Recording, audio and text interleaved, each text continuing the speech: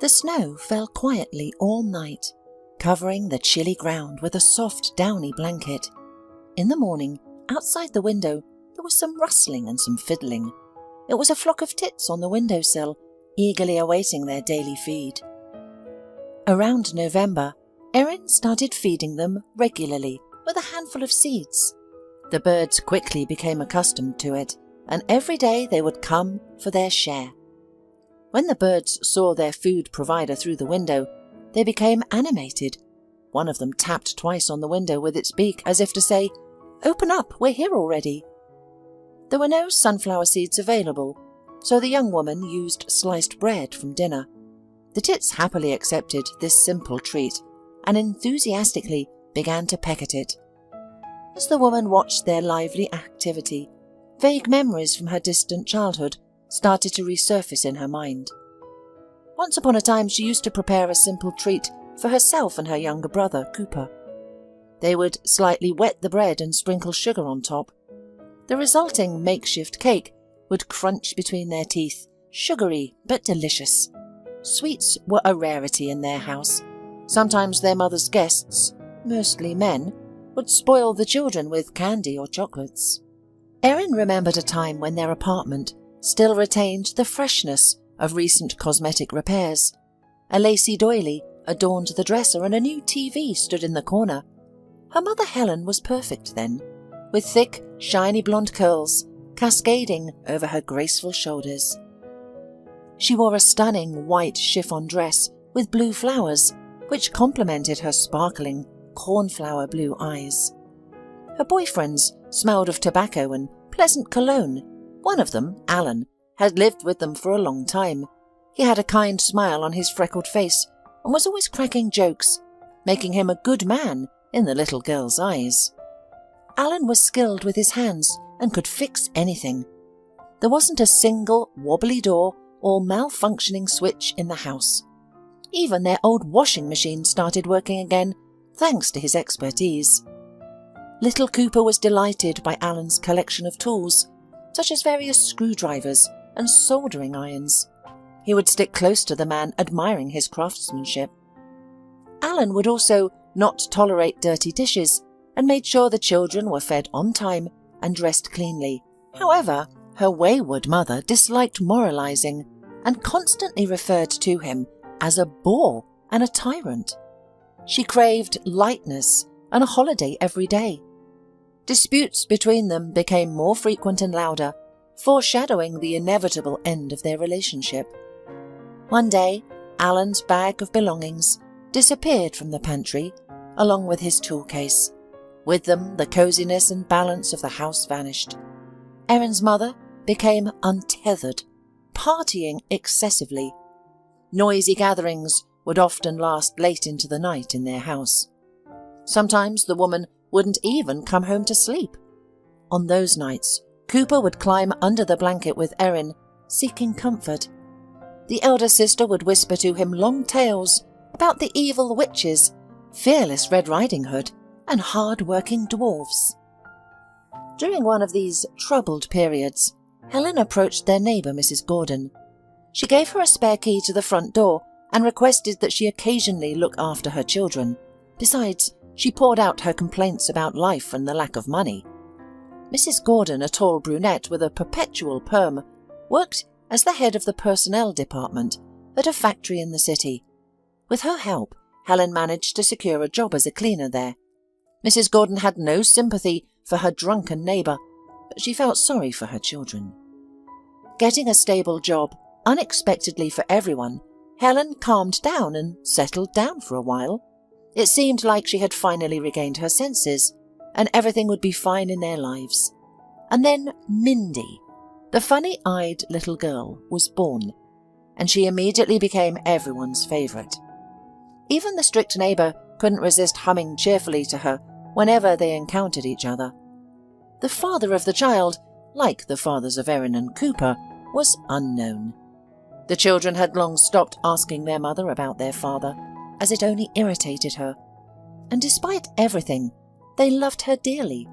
The woman once again resembled the tender and caring mother from before, showering them with hugs and kisses, singing lullabies, and frying pancakes on weekends.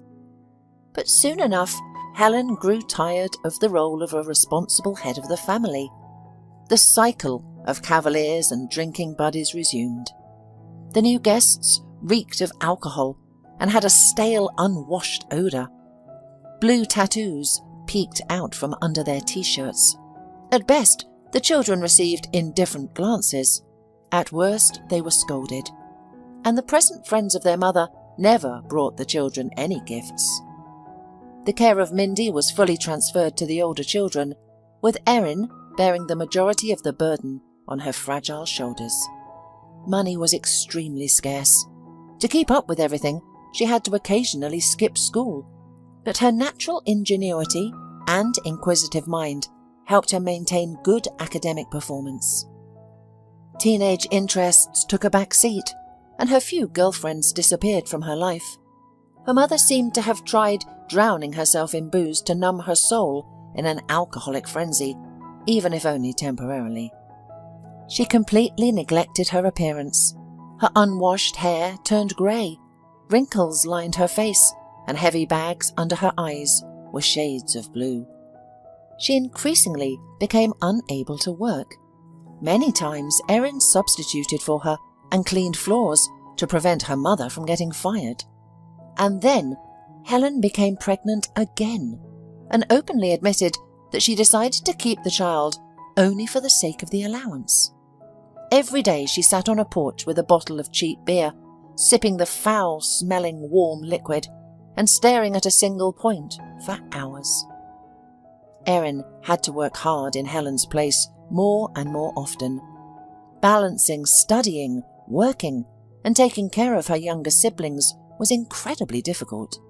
Thankfully, Cooper took on some responsibilities, and in Erin's absence, he would prepare a simple dinner. Usually it was boiled pasta or porridge, but nevertheless, his older sister always praised the 12-year-old boy for his help. By that time, Mindy was almost 6 years old. That day, Erin returned from school and noticed an ambulance near their house. Hurriedly coming into the house, she froze in horror at the sight before her. Helen lay on a medical stretcher, her face deadly pale, covered in drops of cold sweat, and a pool of blood visible on the nearby floor. "What happened?" the girl whispered, frightened, as she knelt down beside the stretcher. Mummy, my dear, what's wrong with you?" "Your mother is experiencing massive uterine bleeding. We need to get her to the hospital immediately," replied the paramedic. Erin quickly decided, "I'm coming with you. I won't let her go alone." The paramedic, rushing, nervously responded, "No, children are not allowed in the ambulance. It's against regulations." Erin was deeply concerned about her mother, knowing that she wasn't very young, so she was determined not to back down. "Please, I beg you, I won't interfere," she pleaded with the stern doctor, tears streaming down her cheeks. Softening upon seeing her pleading eyes, the paramedic waved his hand and said, "Okay, I don't have time to argue, let's go." And he took hold of the stretcher handles. At the hospital, the girl was given shoe covers and allowed to wait in the corridor near the operating room. There was a buzz of activity. No one paid attention to Erin. Doctors hurried into the operating room and interchanged phrases. "A 45-year-old woman. Placental abruption. Massive bleeding." After some time, a weary doctor emerged from the operating room. Erin's heart clenched with anxiety, fearfully awaiting the medical verdict.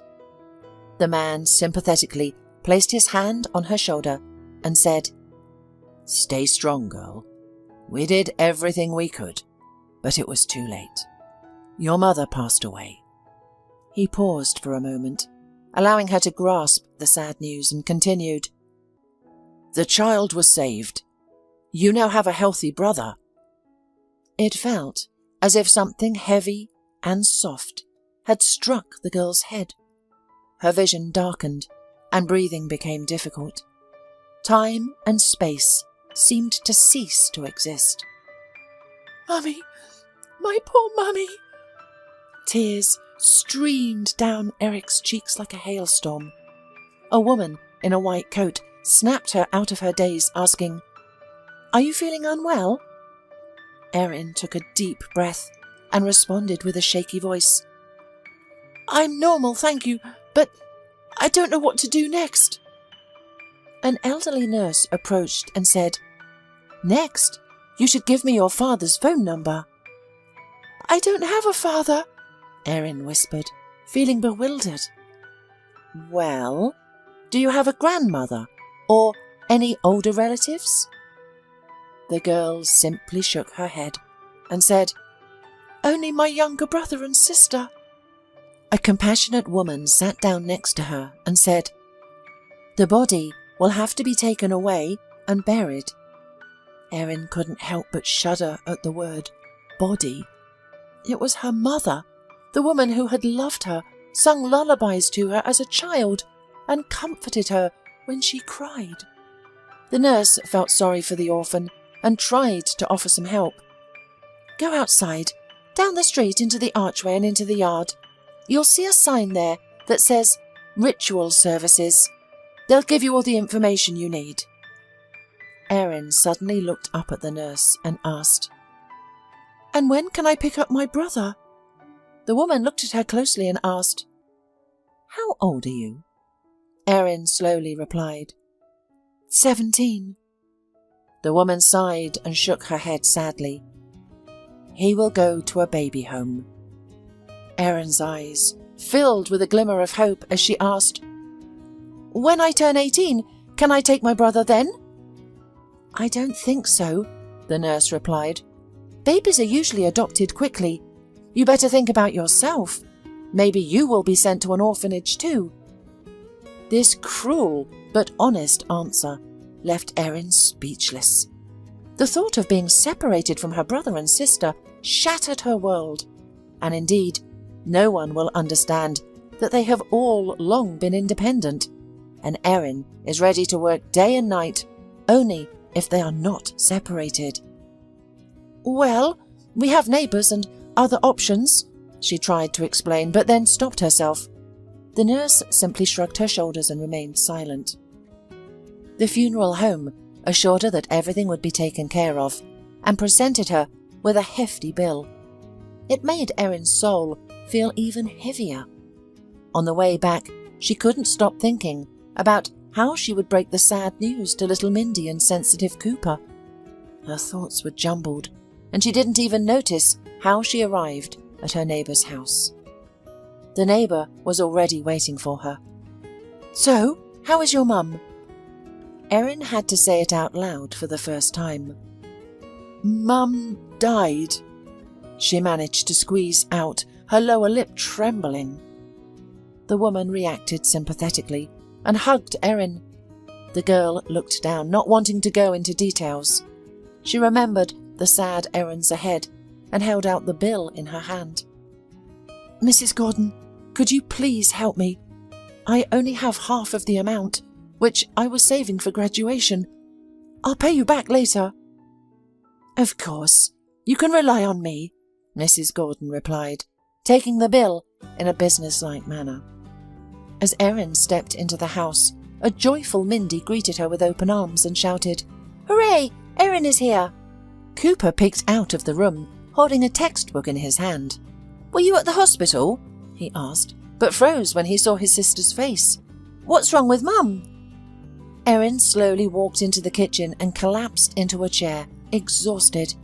It felt as if 1,000 blankets had been thrown over her shoulders. The children followed her. Mindy stared at her sister with her big cornflower eyes, unable to understand why her kind Erin looked so upset. Cooper watched anxiously. "Where is Mum?" Mindy asked casually. Erin covered her eyes for a moment and let out a heavy sigh. "Mindy, Mummy is gone." Her tired voice sounded muffled. Cooper, who had matured early, held his breath with a stoic expression. He understood everything perfectly. "What do you mean, gone?" the little girl asked in surprise. "When will she return?" Mindy asked, her voice filled with confusion. "She flew away to the sky," Erin replied, remembering a scene from a movie where the death of a parent was explained to a young heroine. "To the moon? Will she come back?" Mindy bombarded her with questions. "She won't come back, but she'll watch over us from above all the time, and we'll live together amicably." The childlike innocence in Mindy's words helped Erin gather herself. The responsibility for their future now rested solely on her shoulders. She tried to embrace both children, but Cooper pulled away and ran off. Erin knew it was better not to touch him at that moment and let him be alone with his thoughts. A little later she entered his bedroom. The boy lay on the bed trying to hide his tear-stained face from his sister. Erin lay down next to him and hugged him, just like she used to do when she told him bedtime stories. "It's terrible, and it's painful, Cooper, but I have you and Mindy. We're a family. We'll get through this shadow time together, won't we?" she whispered to her brother. Meanwhile, the younger sister came into the room too and declared, "Why are you both hiding from me?" She climbed up and settled down between them. Cooper didn't mind, so they lay there, huddled together until nightfall. Erin told them old fairy tales, while the night light cast whimsical shadows on the walls and ceiling. It felt as if the three of them had entered an unknown world where daunting challenges awaited them, but together they would overcome any obstacles in their path. The next day, Mrs. Gordon made a quick trip to the funeral home, and the bill for the services was cut almost in half. Erin didn't mind. All she wanted was for the farewell to go as it should. A day later, everything was ready. The funeral was simple. None of the drinking buddies or suitors showed up, perhaps because they were unaware. Only a few neighbours, Cooper and Erin, attended. It was decided not to take Mindy. The kind-hearted neighbours felt genuine sympathy for the orphaned children, even though the deceased was not pitied in her lifetime. They collected a small amount of money, enough to cover the remaining cost of the funeral services. Helen looked better in death than she had in life. Erin hadn't seen such a calm and peaceful expression on her face in a long time. It felt as if she would open her eyes at any moment and be amazed to find herself lying in a coffin. This absurd thought persisted in Erin's mind, making it difficult for her to control her emotions. Tears streamed down her face as she made her way to the cemetery. It only became a little easier when the coffin was put down on the bottom of the grave and the men with shovels started filling in with earth. The few people who had seen Helen off dispersed. The children embraced each other and silently mourned at their mother's grave. Their relationship with each other improved even more than before. Each knew their responsibilities. Every day, Cooper took his younger sister to kindergarten on his way to school and picked her up on his way back. He also helped around the house and did his homework in the evenings. Erin attended her classes, and in the afternoons she rushed to clean the factory. Thanks to Mrs. Gordon's patronage, she was able to get the job. Even Mindy stopped being cranky in the morning and started helping around the house. However, the thought of her newborn brother never left Erin's mind. "Where are you? What happened to you? Soon I'll be 18 and I'll try to find out where you are and how to get you back. Just wait for me. I'll find you," the girl longingly thought every night before going to bed. One evening, after finishing her cleaning duties, Erin returned home and found two unfamiliar women in their apartment. A short-haired brunette, wearing a dark suit and thick glasses, was sitting at a desk writing something. The other woman, a blonde in a mustard-coloured jacket over a black knit dress, stood in front of Mindy and Cooper. They were sitting on the sofa, looking like frightened animals. Evidently, the woman had just intimidated them. "Ah, there's Erin. We've been waiting for you," exclaimed the blonde guest.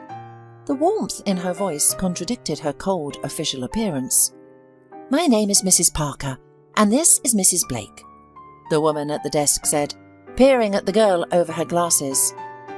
"We represent the Child Protection Service." Erin already understood what was happening, but a glimmer of hope for a positive outcome remained in her heart. Mrs. Parker continued, "We have received information about 3 underage children living here without supervision. I'll be 18 in a few months," Erin hurried to clarify. "Honey, legally you are still a child for a few more months. Your family has experienced a tragedy, and the state is taking custody of you. We are here to help," the official explained, affectionate yet firm. "Pack your things, yours and the younger children's," she instructed. "But we are managing just fine. We're clean and have everything we need," Erin tried to prove their worth. The social worker shook her head condescendingly. Her gaze froze everything around her, and her tone didn't allow for objections. "Gather your things. There's nothing to discuss." "You can't just remove us like this, tonight." The older sister's nerves started to fray in despair and helplessness. "Not only can we do it, but we have to," the woman calmly assured her. "Please don't make us call for help or use force. It will only scare the younger children." With tears streaming down her face, Erin gathered their essential belongings, and the 3 orphans set off into the unknown. For a few days they stayed in one place with around 10 other children. The caregivers assigned them to a separate room, provided them with good meals, and left them undisturbed. Cooper and Mindy never left Erin's side. They were focused, yet calm.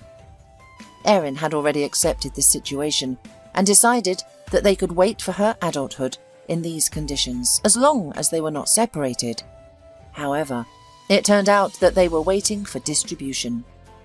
3 days later, a car with social workers arrived to pick up Mindy and Cooper, while Erin had to go to another orphanage. Her heart was torn by the crying of her little sister. Erin kissed her goodbye and vowed through tears that she would find them soon and take them away. Cooper silently experienced the parting, only uttering, "We will be waiting for you," as he got into the car.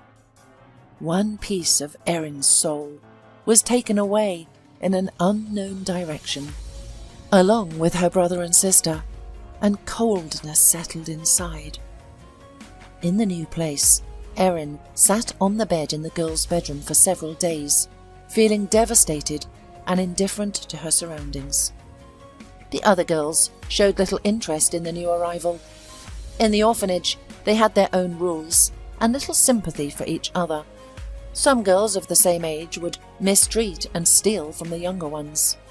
Witnessing such incidents, Erin imagined that it could be her brother and sister, and one time she couldn't bear it and stood up for the mistreated child. From now on, she became the victim too. They would spoil her food in the dining room, stain her clothes, and complain to her teachers. Erin realized that her life would not improve, and complaining to the teachers would only make things worse. Finally, she dared to run away. It happened spontaneously. She simply walked out, wearing whatever she had on, through the gate that someone had forgotten to close. In her pocket, she only had an old button phone that belonged to her dead mother and a small amount of money she had saved up before ending up in the orphanage. To her great luck, a bus was pulling up to the bus stop 50 meters from the orphanage. The decision came suddenly. It felt like an eternity as she travelled somewhere far away without a plan. The jubilation of unexpected liberation was soon replaced by uncertainty about the correctness of her actions. As small, pretty houses with colourful roofs, surrounded by greenery, replaced the aesthetic high-rise buildings, the bus suddenly stopped at one of the stops, and the driver loudly announced, "The end stop." The bus unloaded its last passengers, turned around and drove away, leaving a dusty cloud behind. Erin found herself on the outskirts of the city. The unknown was both frightening and exhilarating. But she didn't want to go back. She couldn't go home either, as they would look for her there first of all. Her gaze fell on a road sign before the exit from the highway. It read, Lakeville. Memory is an amazing thing. Sometimes sounds, images, or conversations that were once accidentally captured and stored in the depths of the human brain resurface. This was one of those moments. Erin immediately recalled a conversation she overheard at the supermarket last year between two elderly ladies. "It's a pity I no longer have the strength for my summer house. Ever since my Paul passed away, I haven't been there in 3 years, and it's such a nice little house with a small plot. Have you been to Lakeville Village? My house is the outermost house with a blue roof and blue shutters. My husband and I specifically painted it this way. To memorialize our honeymoon on Santorini Island." A plan formed on its own to settle in this summer house and stay there until she came of age. Erin took the money out of her pocket and counted it. The plan was immediately supplemented with another item. Finding a job was urgent. After about 15 minutes of walking along the forest road, the needed house came into view as a blue blur. Erin pushed the gate, which creaked and opened welcomingly. The neglect of the tiny plot and the uncared dwelling were striking. The path to the porch was barely visible through the grass, and the dusty sun-bleached shutters were closed and covered with ivy. As a precaution, the girl knocked, but of course there was no answer. The door was locked. After some time, Erin lifted the dirty doormat and discovered a small key underneath it. The room inside smelled of dust and dampness. Without much hope, the girl pressed the switch on the right side of the door, and miraculously, a dim light bulb illuminated the space under the low ceiling. This stroke of luck inspired her to explore further. The odd house consisted of one bedroom, a living room, and a kitchen. However, everything necessary for a modest existence was there. A bed, a sofa, a table, chairs, and a wood stove in the corner, along with various utensils. In the bedroom, there was a dusty bookcase, indicating that the elderly woman and her husband were book lovers. Erin spent the entire day cleaning the house. In the evening, tired but satisfied, the girl sat down on the wooden porch, still feeling the warmth from the sultry day. Now her thoughts began to turn to her family. The image of her brother's longing look and her little sister's tearful face haunted her. Although Erin didn't fully understand how she would be able to reunite her family, she vowed to do everything in her power to return them. The next day, Erin started looking for a job. It was not an easy task. She tirelessly searched through ads in all available sources. Most job openings required a passport. After weighing the pros and cons, Erin decided to offer her services as a caregiver in the free ads section. Surprisingly, the next day her phone rang, and a cheerful female voice said, "Hello, I'm calling about the ad. My name is Brenda. Are you still looking for a caregiver job?" Erin quickly clarified, "Yes, but I live far from the city." To her surprise, the woman responded enthusiastically, "Excellent! And would you be interested in working from home? I have a bedridden husband who has been wanting to go to the village for a while. Of course, I promise fair payment, and I can even pay extra if needed." After a moment of thought, Erin agreed. "Good. Give me the address and I'll come to get acquainted and finalize the remaining details," Brenda said. 3 hours later, a red Jeep pulled up to the gate. Brenda turned out to be a stunning brunette in tight pants and a bright red blouse. Her enhanced black hair, silicone lips, and unnaturally long eyelashes gave her the appearance of someone who had probably spent a lot of time in beauty salons. Erin's plain appearance, lack of makeup, and dark blonde braided hair seemed to meet the young woman's expectations of a caregiver. Brenda, fearful of getting dirty, looked around the modest dwelling with a hint of disgust. "Great. It's just right, she muttered, surprising the future caregiver. Erin's attempts to discuss Brenda's husband's condition and care didn't yield any results. The woman simply grinned and said, "Why worry? You'll get to know each other and discuss everything tomorrow morning." The next day, a specialised car arrived, and 2 strong orderlies carried the disabled man on a stretcher into the house. After placing a small bag with his belongings on the porch, they left without saying a word. The girl was now alone with an unknown man in a strange house. The new tenant was in his 30s, with a scruffy beard and an exhausted expression on his face. His chestnut-coloured hair was unkempt, untouched by a barber's hand for a long time. Sad grey eyes stared indifferently at the ceiling. "My name is Erin." The girl decided to establish a connection immediately and smiled warmly. The man reluctantly turned his head and observed the nurse for a moment. He didn't expect to see such a fragile girl in this role. Erin's long, dark blonde hair was neatly tied back in a ponytail. Her naive blue eyes radiated genuine concern and kindness. "Oh, she's just a girl. How can she help me?" he thought, and he hoarsely introduced himself. "Michael." Erin responded, "Pleasure to meet you. Your wife hired me, but unfortunately, she didn't tell me anything about you." Michael grinned bitterly and sarcastically replied, "Not surprisingly, she doesn't know anything about me." Erin tried to imagine what it would be like for a once healthy and strong man to suddenly become helpless and dependent on others. She felt sorry for Michael. She sat down by the bed and asked, "Could you tell me what happened?" Her childlike directness and naivety won him over. No one had shown genuine interest in his well-being for a long time. Suddenly, he felt the urge to share his feelings with someone. Michael had owned a fairly successful construction business for many years. As he focused on growing his business, he never found the time to start a family. However, about 2 years ago, his parents passed away, one after another, and he was overwhelmed by an endless feeling of loneliness. The large house was suddenly abandoned overnight, and Michael had no desire to return to the place where he only encountered the echoing sound of footsteps and the faint rustling of curtains swaying in the draught. However, the dream of a strong and loving family still lingered in his heart.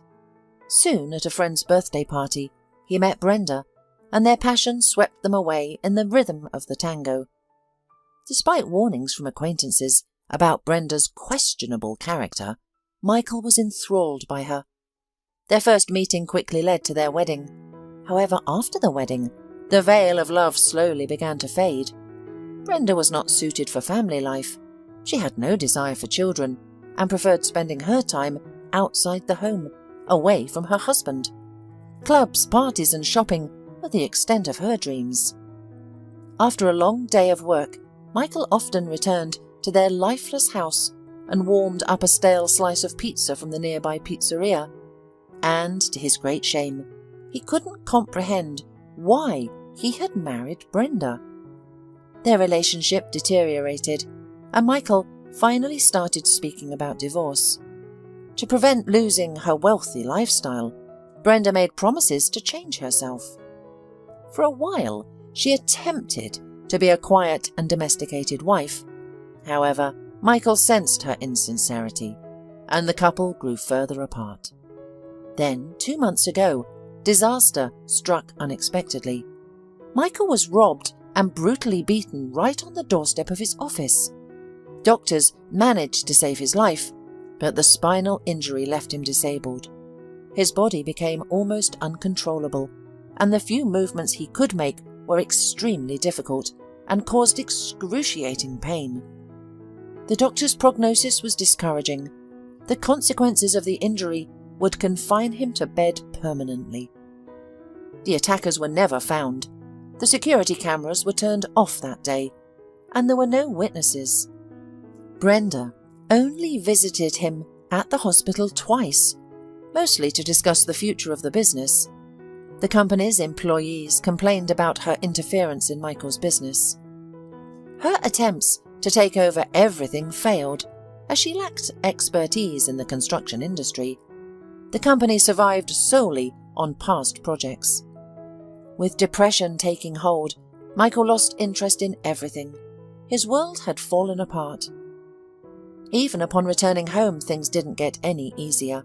Brenda greeted him with a fake smile and tried to convince him to sell the business before it was too late. Furthermore, the young woman practically didn't hide the calls from her lover anymore. Michael felt physically repulsed by being under the same roof as her. He was ready to go anywhere, even to the ends of the earth. When Brenda proposed to move out of town, he agreed immediately. At this point, he no longer cared about anything. He was going there to die. "You'd be better off in nature. A nurse will look after you. As soon as I sell the business, I'll come to you right away. Let's sell the house too. Why do we need a 3-story building now?" Brenda reasoned. Michael remained silent. His disgust for his wife kept him from speaking. When Erin heard his story, she was shocked and wanted to help in any way she could, but she didn't know how. "Would you like me to cook something for you?" was the only thing that came to her mind. Michael smiled kindly for the first time. After his confession about his failed life, he suddenly felt light and free. "I want fried potatoes," he replied. And so they started living together.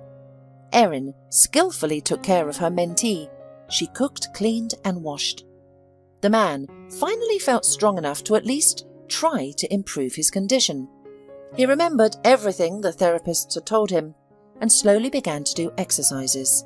Michael didn't want to burden her and made incredible efforts to move around, even though every movement caused unbearable pain. With the support of a cane, he could now take a few steps. Every step was agonizing, but he refused to give up. He didn't want to appear useless and helpless in Erin's eyes. With time, Michael had developed strong feelings for the caring and compassionate young woman, but he didn't know how to navigate these emotions yet. In the evenings, she would light candles, because the small lamp couldn't provide enough illumination, and they would read old books left behind by the elderly owner of the house. They would then engage in long conversations about various topics, and Michael would describe the countries he had visited. When they ran out of things to talk about, they sat together in silence, watching the strange shadows dancing on the walls. A fragile, spiritual connection grew stronger between them each day. The girl admired this intelligent and trustworthy man. One evening, she decided to share her sad story with him. Michael remained silent for a long time, processing the information before simply saying, "Don't worry, everything will be fine." For some reason, the girl believed him. She realized that she had loved this man for a long time. Two lonely souls with tragic destinies were brought together. Sometime later, Brenda arrived again, but this time she was accompanied by a strange woman who seemed to be her opposite. The woman was small in stature, wearing a black business suit and carrying a large leather briefcase. "This is the notary." Brenda casually introduced her to Erin at the gate, and her determined, bloodthirsty gaze revealed her intentions. Seeing Michael in bed, Brenda was taken aback. "Michael, you look good." Her tone couldn't hide her surprise and irritation. "Let's meet Anne Hubbard. She will help us with the document reissuance." "With the document reissuance? What do you mean?" Michael pretended not to understand her intentions. "Darling, we had a deal, remember? We've decided to sell everything while your business is still afloat. Then we'll have money for your further rehabilitation and our decent lives. But we have to hurry. The company's getting worse, and I've already found a buyer for the house. I'm suffering away from you, and I have to do all this work instead of taking care of you. So let's end this burden, and I can finally devote myself to you. And to save you the trouble, we decided it would be better to put it in my name, so I could do it. Honey, you and I have already discussed this, and you agreed to it." I didn't agree to anything, and I'm not going to sign anything over to you." The husband's calm face infuriated the selfish wife. "But Michael, we discussed it, and I've arranged everything. I even brought a notary. You just need to sign." She persistently pressed him. "There will be no deals," the man firmly replied, leaning back on his pillow. The conversation with Brenda had worsened his already severe headache. "But you don't need all this anymore. You'll lie here for the rest of your life. But I'm still young. I still have to live." Brenda said it with anger, unable to control herself. "I've said to you everything I want to say." Michael closed his eyes, hoping Brenda would leave his temporary sanctuary as soon as possible. Brenda looked at the notary, silently pleading, but the notary shook her head. Biting her lip, the wife calmed herself down with visible efforts and tried to justify herself. "Michael, I'm sorry, I was just worried about you. That's why I snapped. Rest, my dear, rest. I'll come back later." And the official delegation left immediately. Before leaving, Brenda approached Erin closely and whispered, "Listen, maybe I forgot to mention when I hired you, but my husband's condition will only worsen. The doctors said nothing would help him. You don't have to try so hard. Just splash some broth in a bowl once a day, and I'll pay you more. A lot more. I hope you understand me properly now." Brenda looked meaningfully into the girl's light-coloured eyes, and then she drove off in her fancy car, leaving behind the lingering scent of her expensive perfume. Erin shuddered at such admonitions, but quickly regained her composure. She wouldn't let Michael worry, especially after such an unexpected visit. The room still carried the heavy scent of Brenda's luxurious perfume. The girl opened the window wide, sat on the chair near the bed, and placed her palm on Michael's forehead. The man opened his eyes, and the headache slowly began to fade. "How fortunate I am to have you, Erin," he whispered tenderly, gently squeezing her narrow palm in his hands. He slowly brought it to his lips and kissed it softly. The girl smiled softly and said, "Let's have some tea." The next day, Erin needed to restock her modest food supplies at a small local store. Next to the shop there was an attractive 2-story house made of white brick and roofed with emerald green tiles. Several cars were parked in front, and there was sometimes a long line of people, some of them using crutches. In a store, Erin asked the saleswoman about that house and its inhabitants. "Ah, it's Bernard's house. He is our witch doctor, our bone setter, a remarkable man," replied the ruddy saleswoman. "Many people seek his help. He cured my brother-in-law's long-standing back pain," she continued while counting out the change. "Is it expensive?" Erin timidly asked. "Oh, not. Bernard never turns anyone away. He has his own principles. He takes as much as a person can give. I heard that one businessman even offered him a car after his son was healed, but he declined such a generous gift." Erin left the grocery store and went to that house. Seizing an unexpected opportunity, she was determined not to let it slip away. A flicker of hope ignited within her, warming her from within. An hour later, the last patient drove away, and Erin confidently pressed the doorbell. Almost immediately, a tall, wiry man in his 60s emerged. He had dark eyes and a hooked nose, and he wore a cotton shirt with loose-fitting, light grey pants that resembled a surgical suit. His strong hands resembled shovels and could probably bend a horseshoe effortlessly. "Hello, are you Bernard?" Erin's voice trembled with excitement.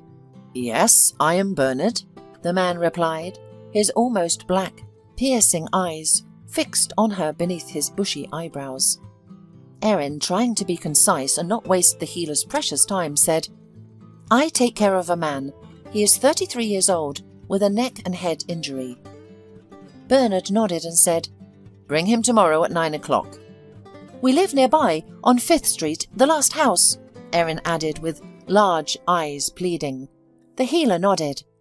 "Okay, I'll drop by in the evening," he said briefly before disappearing into the courtyard. Around 7 o'clock, when the sun had already set behind the summer house, Bernard arrived. He carefully examined the new patient, probing his neck, head, and then moving down the spine to the coccyx. Michael cried out in pain at certain points. Erin sat in the corner, feeling like a sparrow in the cold, her heart aching with every sound of pain.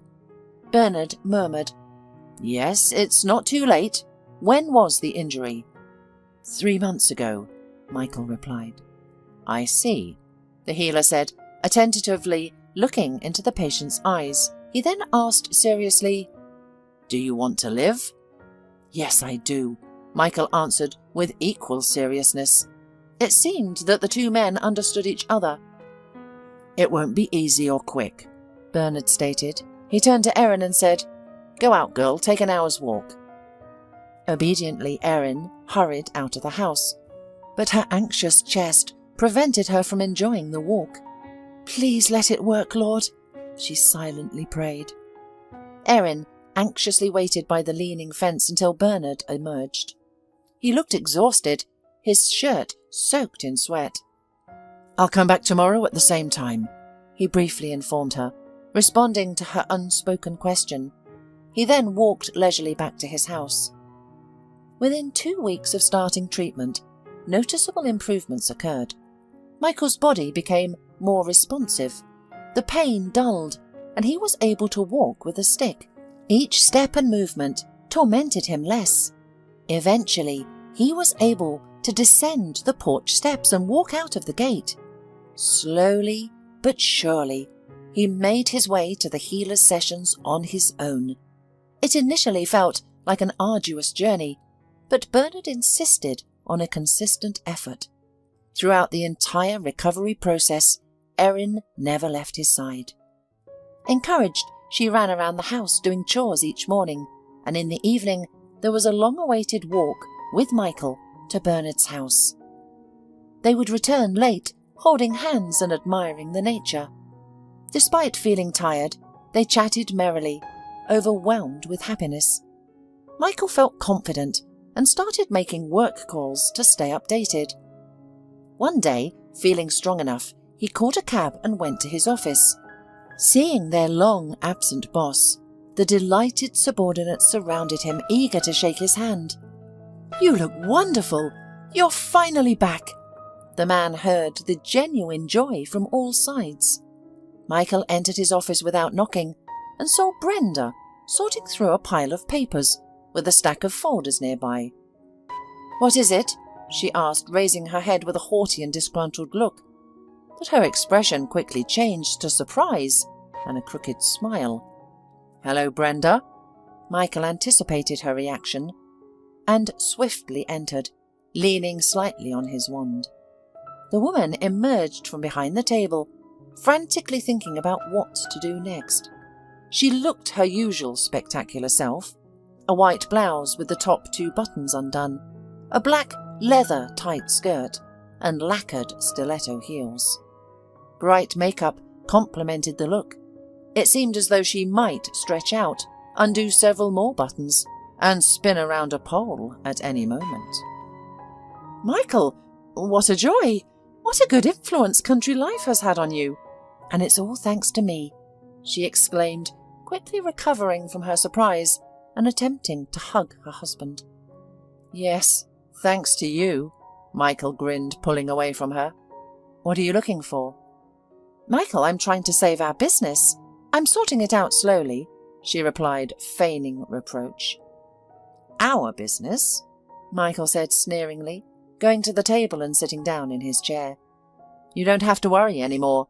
I'm taking everything into my own hands and freeing you from such a burden." "Oh, Michael, I've been here for several months, day and night, working tirelessly while you're on vacation in nature." She pretended to be indignant and pouted her plump lips resentfully. "I've heard, Brenda, what you have been doing day and night. So, take your things from home, and I'll see you in court. Oh, and I finally met the girl of my dreams. She's the one who saved me." After saying this, Michael breathed a sigh of relief. He had finally said aloud what he had felt for a long time. The sultry brunette turned purple, realizing that she had nothing more to do there. "No, you will not get rid of me so easily," she thought angrily to herself and stormed out, slamming the door loudly. The office staff probably guessed what had happened in the director's office. They murmured approvingly and laughed as she left. This infuriated Brenda even more. Everything didn't go as planned because of this nasty Erin. Brenda couldn't suppress her rage any longer. As she sat in the car, she immediately picked up the phone and dialed the caregiver's number. "Ah, you ungrateful wretch!" she yelled into the receiver instead of greeting. "Who asked you to help him? I've already done almost everything. Persuaded my lover and his friend to attack Michael, and he agreed to sell the business. You stupid stuffed have ruined everything for me." After venting her anger, Brenda faltered, realizing that she had said too much, and hung up. Erin turned off the recording of the conversation and immediately sent it to Michael, as they had agreed. The man had an idea who was to blame for his misfortunes. Knowing his wife's explosive nature, he needed to provoke her to obtain evidence. Then it was a matter of technique: police, investigation, and court. Taking control, the experienced businessman quickly established a workflow. Fortunately, it wasn't too late. He moved his beloved Erin to his mansion and made a marriage proposal. With the help of Michael's connections, they quickly discovered the whereabouts of Erin's younger brother and sister. The journey to the orphanage felt like an eternity, but finally, Erin would be reunited with her family. In the hall, Mindy and Cooper anxiously awaited her arrival, accompanied by a teacher. As soon as they saw their beloved sister, the children ran towards her with excitement and hugged her tightly. "Cooper! Mindy!" Erin couldn't contain her emotions any longer, and tears of joy streamed down her face. The younger sister, unable to speak, sobbed uncontrollably too, and even the boy, who had grown in the past 6 months, couldn't hide his teary eyes. Witnessing this heartwarming reunion was impossible to remain indifferent to. The orphanage employee discreetly wiped her own eyes, and Michael smiled with happiness. As Christmas approached, the entire family enthusiastically prepared for the celebration. Michael brought home a huge Christmas tree and, with Cooper's help, set it up in the spacious living room next to the fireplace. Everyone enjoyed in decorating the tree with colourful balls, sparkling icicles, and shining garlands, turning it into a magnificent sight. They brainstormed the menu for the festive table, ordered gifts, laughed, and played around. Amidst these joyful activities, one thought continued to occupy Erin's mind. Where was her youngest brother?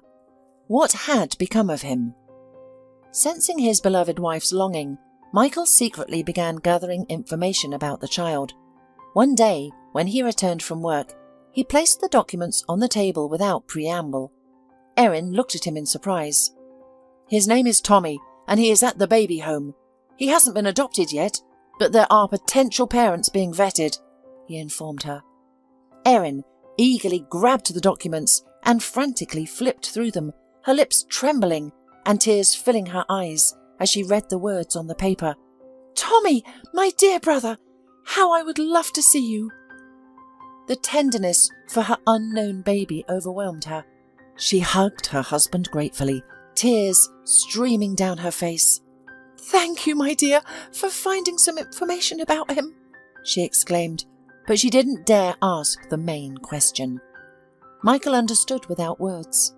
"It won't be easy, but I promise you that I will do everything possible and impossible to bring him to us." Erin believed him, as she always had. Now she knew exactly what she would wish for in the new year. Erin was awakened from her nostalgic memories. The birds had already had their breakfast and flown away, busy with their bird business. Outside, the children were playing joyfully, revelling in the large snowdrifts and the day off. With her pink cheeks, white jacket, and furry hat with ears, Mindy looked like a cute little animal. Her friend, the French bulldog, also dressed in a small dog coat, excitedly played nearby. Together they were building a huge snow cave. The sound of their happy laughter and the barking of the dog filled the neighbourhood. Meanwhile, the more serious and reserved Cooper skied around the area. Sitting on the railing, the big, important ginger cat observed everything condescendingly, not wanting to join in and get its paws wet. Erin stepped away from the window and leaned over the baby's crib. Tommy was peacefully asleep. He was so small and adorable. He had only recently returned to the family, yet it felt as if he had never left. Suddenly, Erin felt a fluttering sensation in her belly, like a little bird. She knew that another life was developing within her, another precious human being. A sense of tranquility and bliss washed over the young woman. Now that all her loved ones were close, she knew without a doubt that happiness resided in family.